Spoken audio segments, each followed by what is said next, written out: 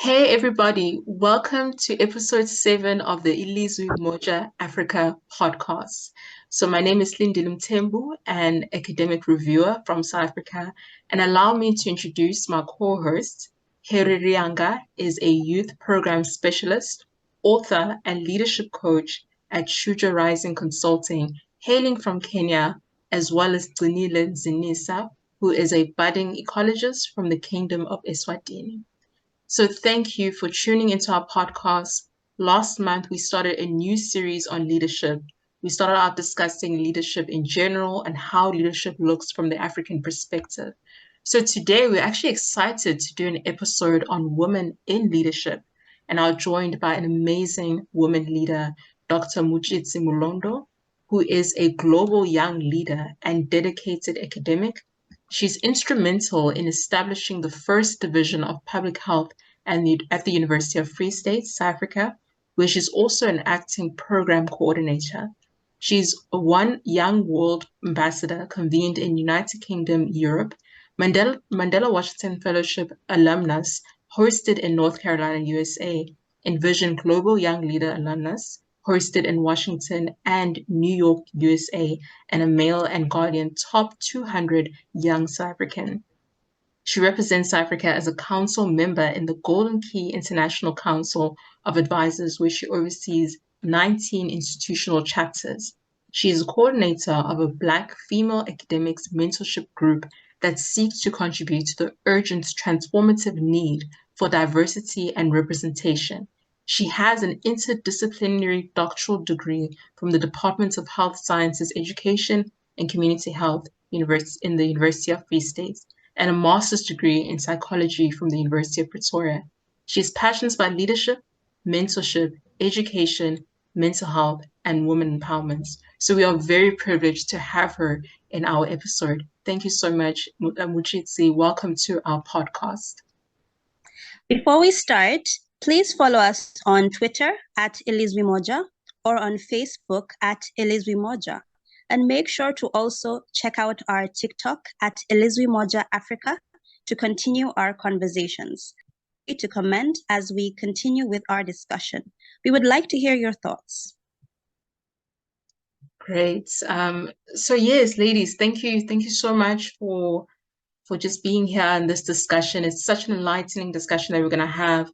So we know that embracing women leaders has been an ongoing journey. So women have been welcomed in a lot of patriarchal spaces. However, women have also dealt with pushbacks from individuals who don't actually believe in the progression of women leaders. I think we can somewhat agree that women leaders have a unique way of leading their followers. Some may argue that women leaders are more transformational than male leaders. They function as role models for their subordinates. They inspire their team and spend a lot of time coaching their team. They care a lot about their personal developments. So with that being said, ladies, what does female leadership mean to you? I have to agree with what you just said. I do believe that female leadership can be very transformative.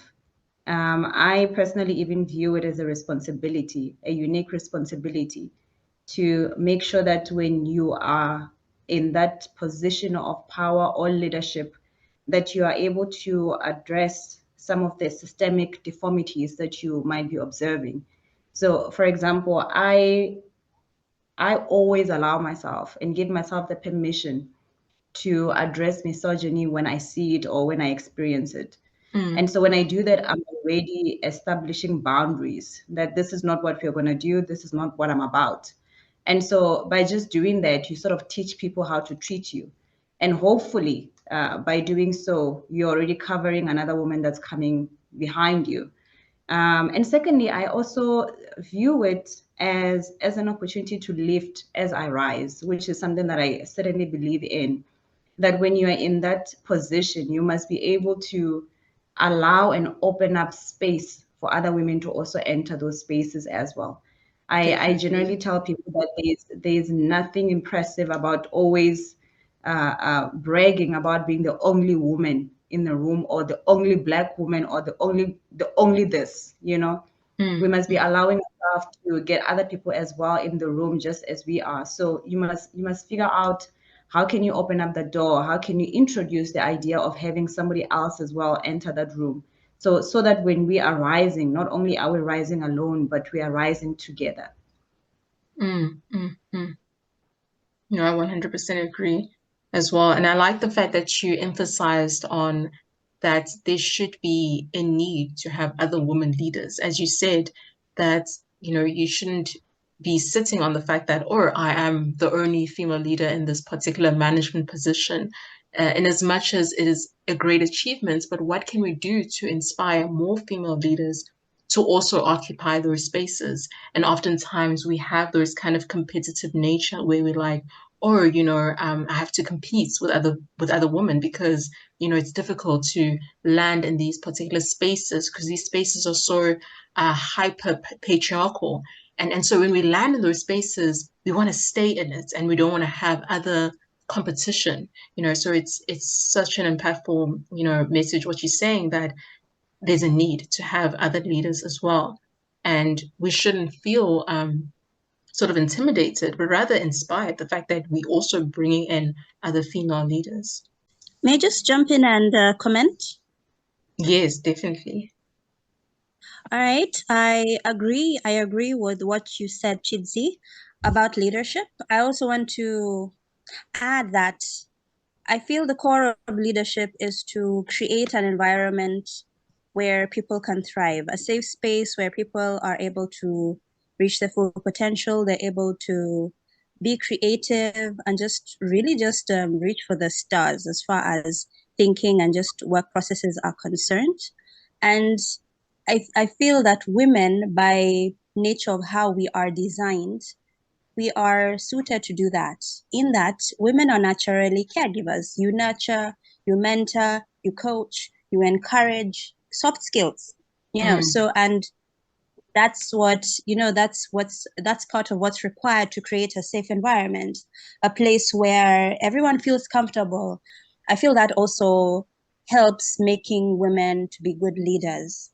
The only caveat maybe I'd say about women leadership is that the leadership space is just it's just generally masculine, because most leaders are men, and that's just the way it is. So I find that now women leaders, in order to fit in that space, they find themselves adopting masculine traits. You have to become more aggressive. You have to push. You have to step on someone's toes to get ahead. You really just these are overt. These are predominantly masculine traits. You have to be abrasive.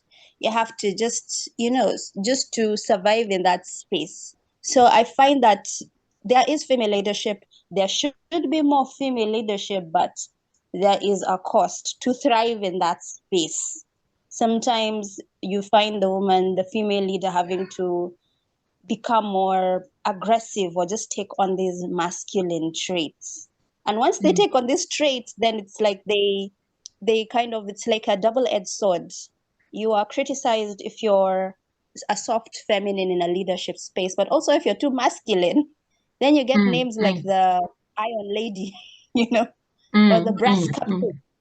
So it's kind of a double-edged sword of how do you navigate female leadership. So that would be my take on that. And I like that. I was actually going to just agree with Harry's point. That's actually very powerful. In that, one thing that I'm also realizing, particularly when you talk about how women are taking up masculine traits in leadership. So I'm currently busy with an engaged leadership program that I'm studying.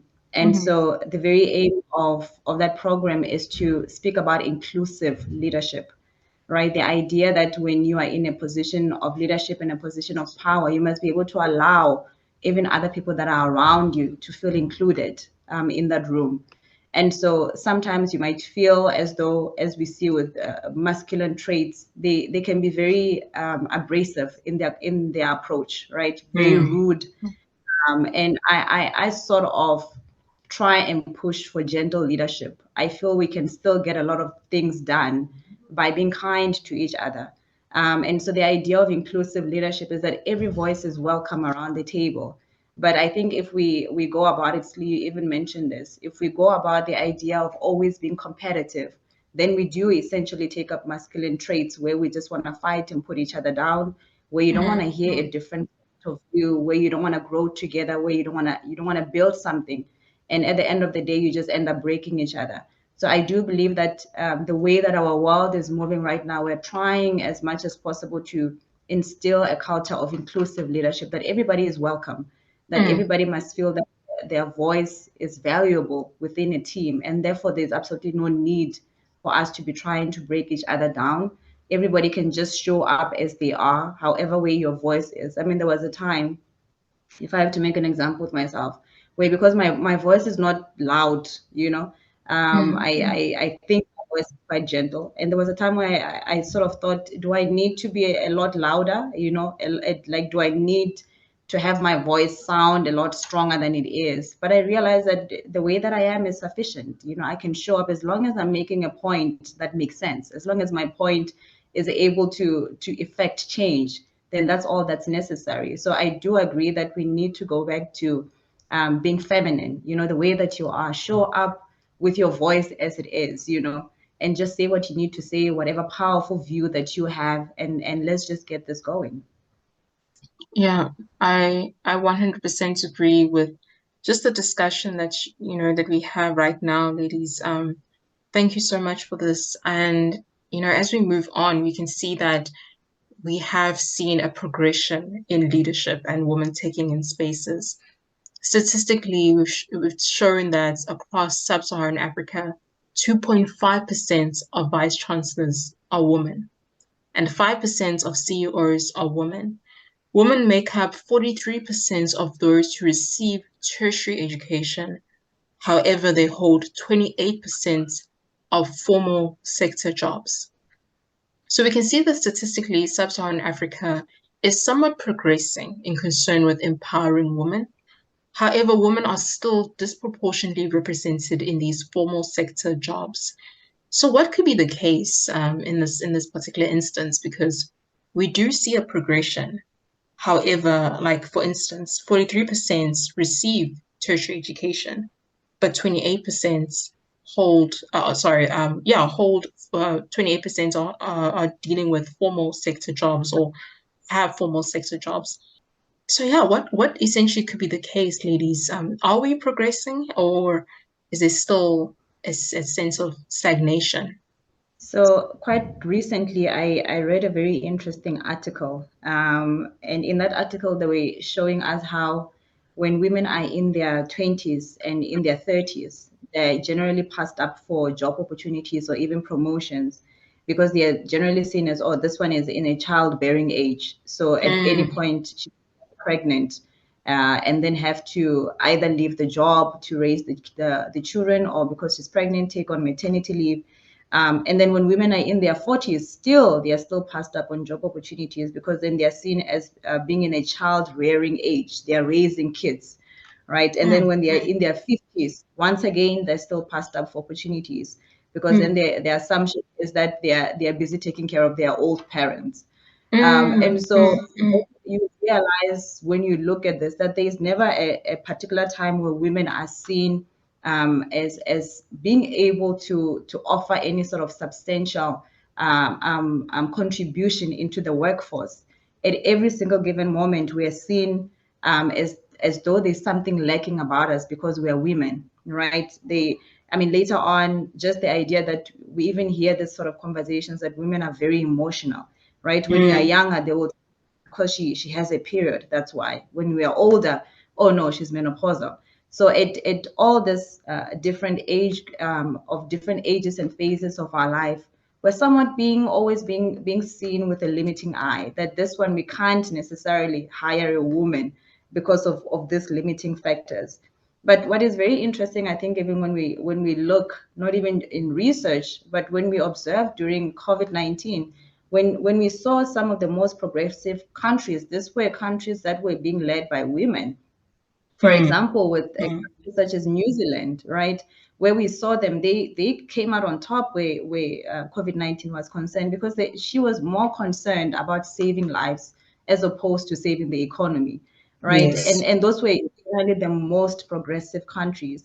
And so you sort of see that as women, we are actually better leaders. But I Yeah. mean, the world wants to portray whatever it is that they want to portray about us. So I would say we're still lagging behind because of this sort of views and patriarchal and definitely misogynistic views that are still even in our workplace today. Let me just jump in. I'm agreeing with what you are saying, that at all stages of womanhood, there's always something that is pegged on you that's supposed to hold you back.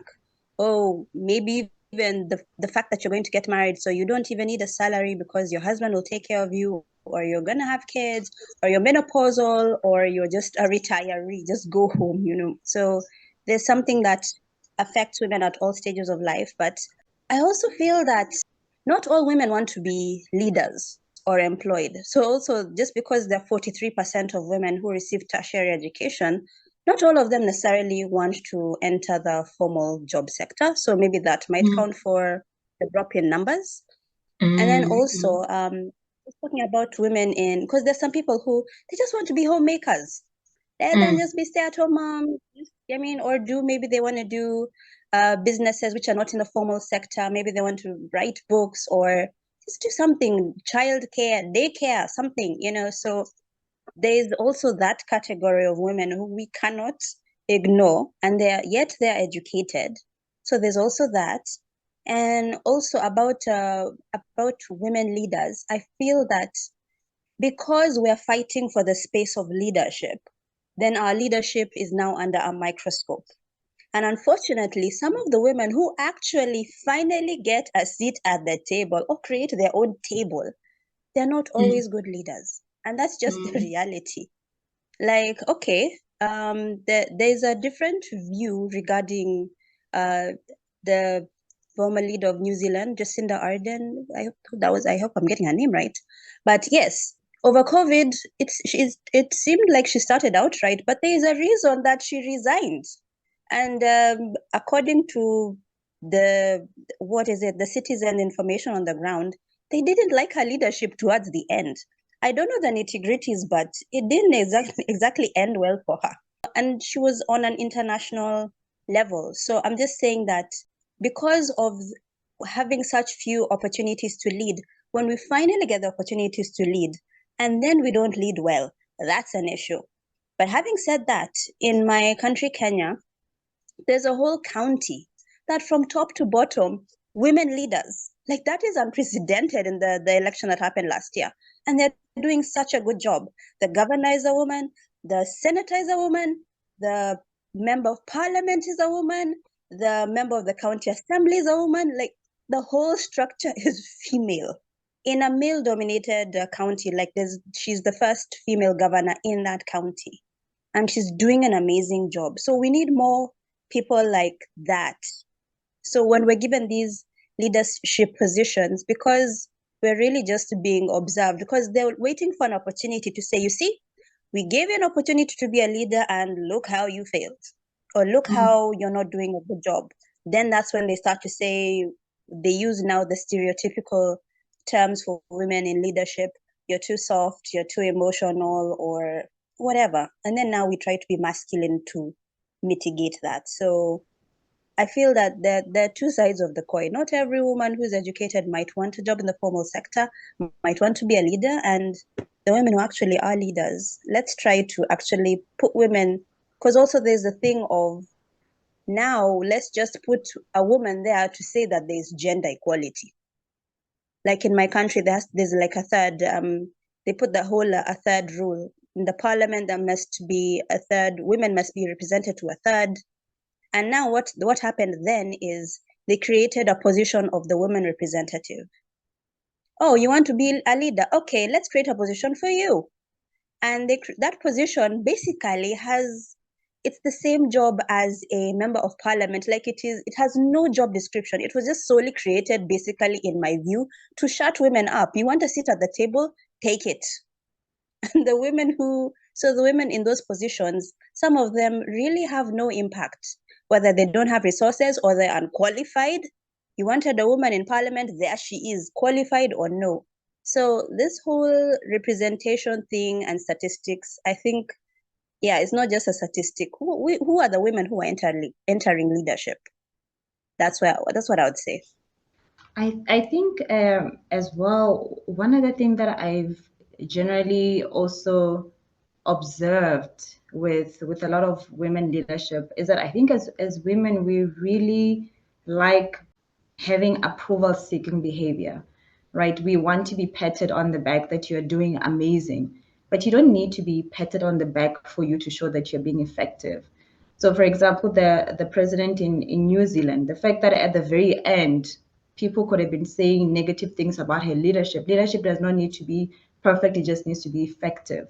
And sometimes I think when I realize how the world likes to portray women leadership as well, it can be very detrimental. I see it just here in South Africa. We had a vice chancellor, University of Cape Town, who just recently stepped down from her position. She was effective in her role, but at the very end, because the idea of having a woman in power, a black woman for that matter, who was so effective at her job, so much so that she was able to change the trajectory of that institution, the idea of having somebody of her caliber who looks like her, being able to achieve such monumentous milestones. I started seeing that in our news as we're reading, we start seeing that there was a lot of negative take on her. But you're like, but she still got the job done, right? And but the idea that we can look at leadership as the fact that we need to be patted on the back, I think it's the wrong view. It's a sort of view that I don't see men having. Men are not sitting around wanting to be having people clap hands for them. People are just getting the work done. We need to be able to move forward in the work of transformation. And yes, at some point, we need to be able to create this position so that we can have women around decision making tables. We need to have every single person represented around decision making tables if we're really going to be able to shift and change certain perspectives. And so if we have to start in such a way and have women in this around these tables and have them be able to represent either the young children, young girls, and represent and show that it's possible for you to be in this sort of space, then that's where we must start. But with the work of transformation, I generally have noted that we must start somewhere. We must create these positions. We must add an extra chair around the table to have women in those positions. Oh, thank you. Thank you so much, ladies. It's just such an interesting discussion, just understanding it. And it actually just feeds into our next question on cultivating or encouraging a safe space for more women leaders. So I wanted to know from you ladies that how can Africa encourage or cultivate a safe space for more female leaders? So personally, I wouldn't even say that we must give women a chance to lead. I would just say allow women to assume positions. Harry Mm, mentioned something very powerful earlier. It's not just getting any woman around the table. We need to get credible women around the table, but we also mm, need to be able to capacitate these women, right? And I mean, opportunities like we had where we're able to attend the Mandela Washington Fellowship, where we are groomed and where we are trained where leadership is concerned. These are the sort of opportunities that we certainly must open up in our African continent, right? We must have opportunities where we're training women, where we have them being mentored by other powerful women who are also in positions of power. But maybe even secondly, more importantly as well, we must be able to support women when they're in these positions of leadership and in these positions that they are in. We must be equally innovative in being supportive. There's generally so much support for other genders, for men in particular. But when we see where women are concerned, it's almost as though we just watch them and we are waiting for them to fail, not creating the platforms that allow for them to be supported.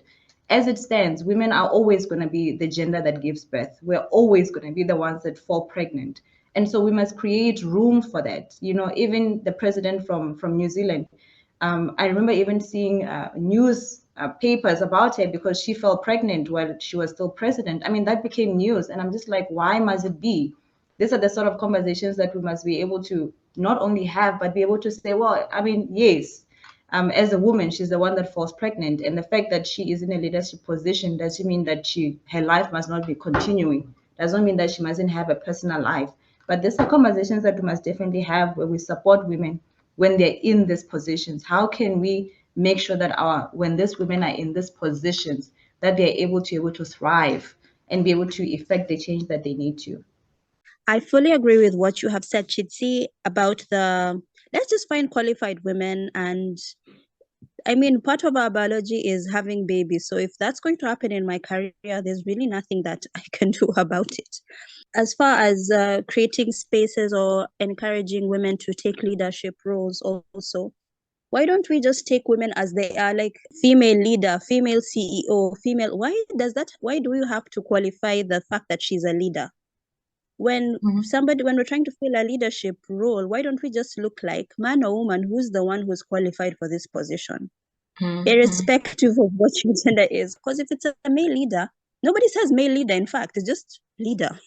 But when it's a woman, then it's female leader, female CEO, female chancellor, female, so it's like making it look like it's so unique, it's so out there, it never happened, so we have to put this prefix that she's a female. So I think just normalizing that anyone can be a leader. If you have the skill sets, then be the leader, man or woman. So I feel that if you can just remove the stigma around that, then you can really, really help.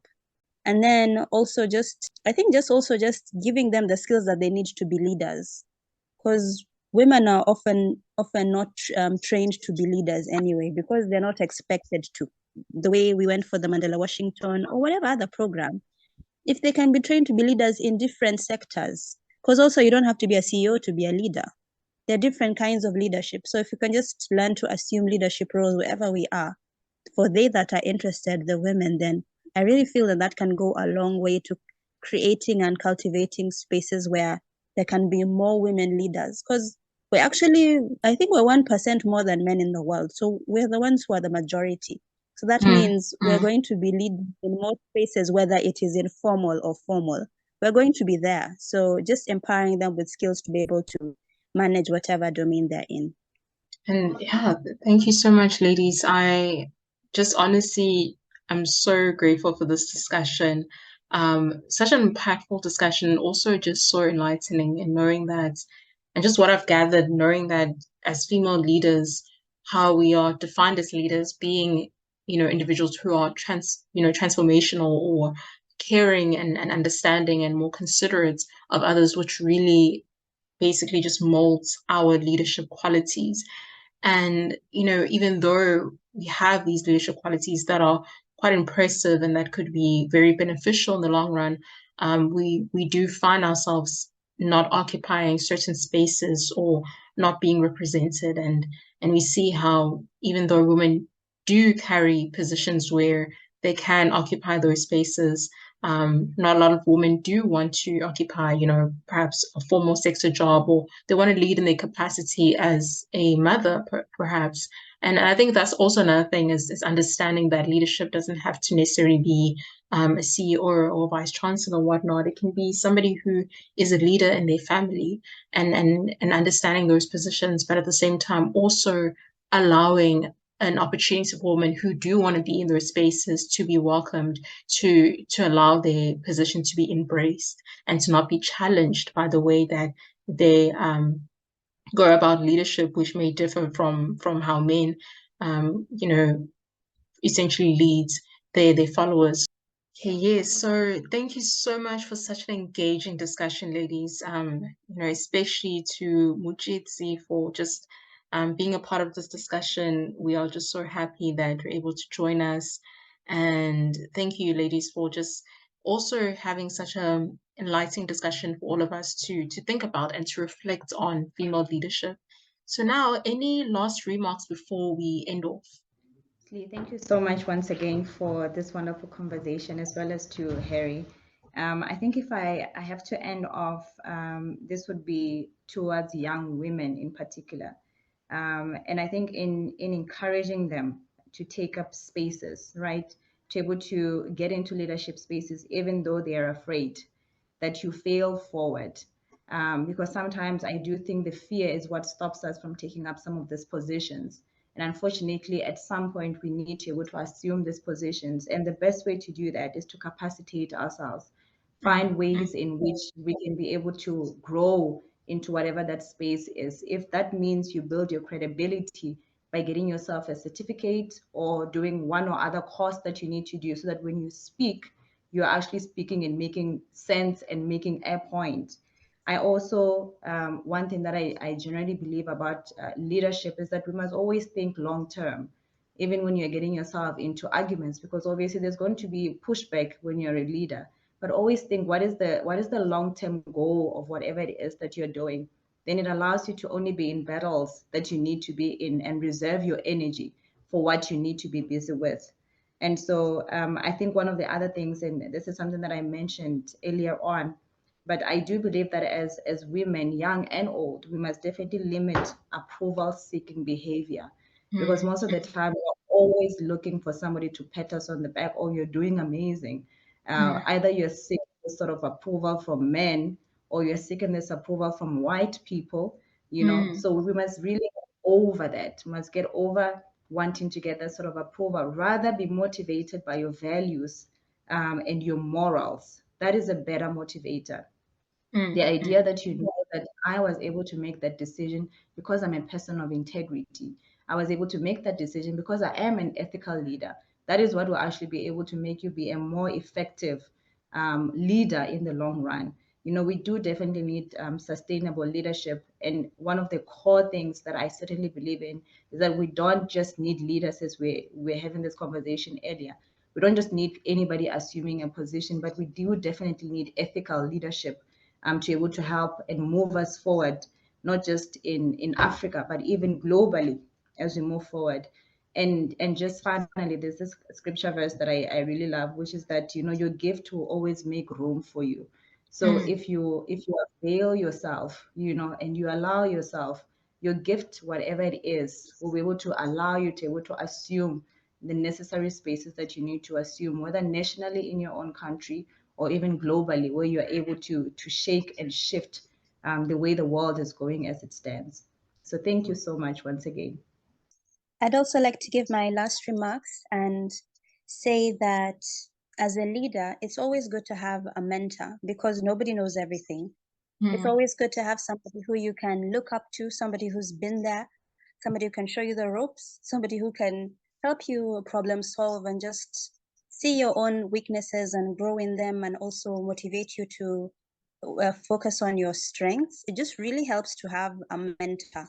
So as for us who are striving to be leaders, and other ladies out there who want to be leaders, it's really just good to have a mentor.